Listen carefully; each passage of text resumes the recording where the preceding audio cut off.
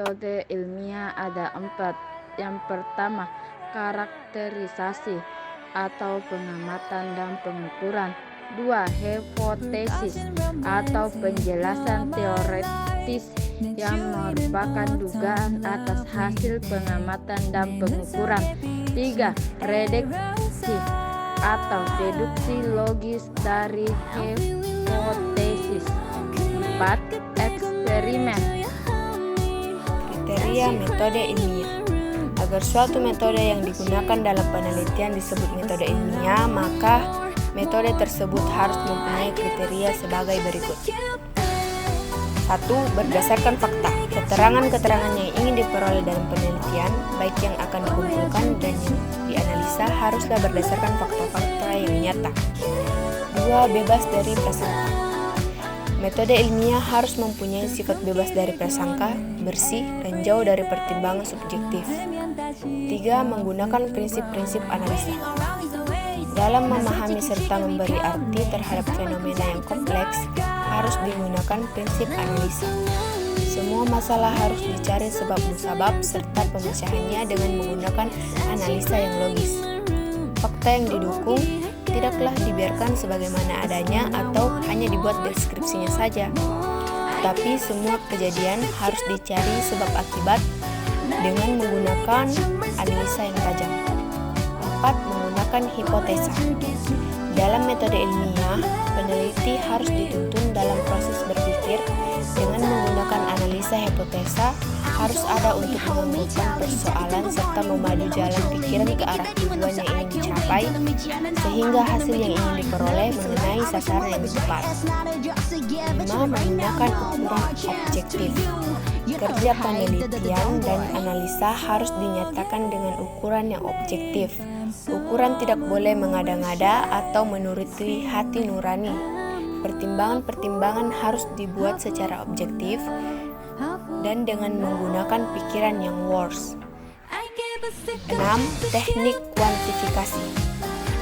Dalam memperlakukan data yang kuantitatif yang lazim harus digunakan, kecuali untuk atribut-atribut yang tidak dapat dikuantifikasikan. Ukuran-ukuran seperti ton, milimeter per detik, kilogram, dan sebagainya harus selalu digunakan.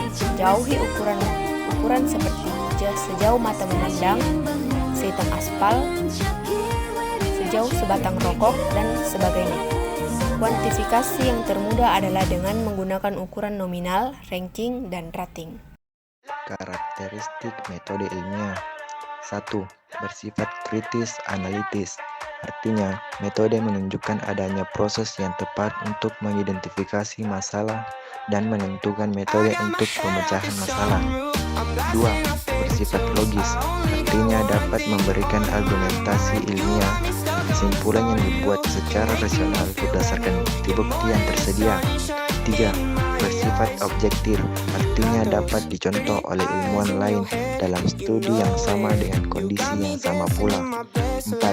Bersifat empiris, artinya metode yang dipakai didasarkan pada fakta di lapangan.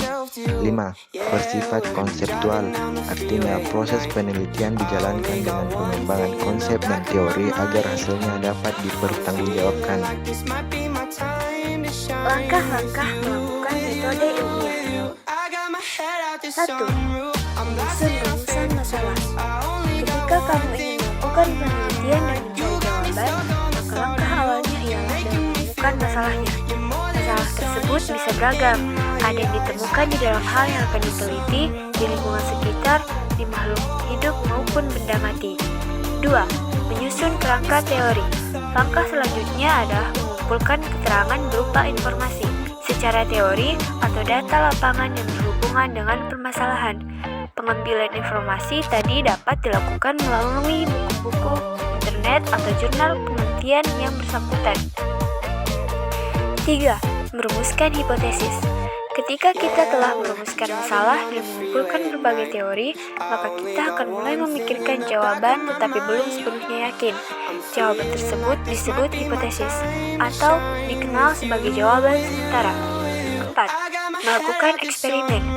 Setelah kamu merumuskan hipotesis, maka langkah berikutnya adalah membuktikan kebenaran dari hipotesis yang sudah dibuat melalui eksperimen.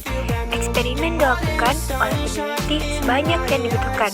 Dalam proses ini, mereka harus menemukan jawaban atas rumusan masalah yang sudah menjadi hipotesis sebelum akhirnya diolah dan dianalisis di langkah selanjutnya. 5. Mengolah dan menganalisis data. Pada tahap ini, data yang diambil saat penelitian akan diolah dan dianalisis. Keterkaitan antar variabel akan dilihat dan dikelompokkan sesuai sifat dan jenisnya. Setelahnya, data tersebut akan diolah dan dijadikan dalam berbagai bentuk seperti tabel grafik atau diagram. 6. Kesimpulan. Kesimpulan didapat dari data hasil eksperimen yang sudah diolah dan dianalisis kembali. Ada dua kemungkinan kesimpulan, yaitu hipotesis diterima atau hipotesis ditolak. 7. Mempublikasikan hasil. Setelah eksperimen selesai dan telah didapatkan kesimpulannya, maka langkah terakhir dari metode ilmiah adalah mempublikasikan hasil. Bagian ini akan menginformasikan kepada orang lain hasil eksperimen yang telah dilakukan agar orang lain mengetahui atau dapat menguji coba kembali. Peraturan laboratorium. 1. Dilarang menyentuh binatang. 2. Pakai kacamata pelindung. 3. Pakai jas laboratorium. 4. Pakai sarung tangan jika diperlukan. 5. Dilarang makan di area kerja. 6. Bersihkan area kerja Anda.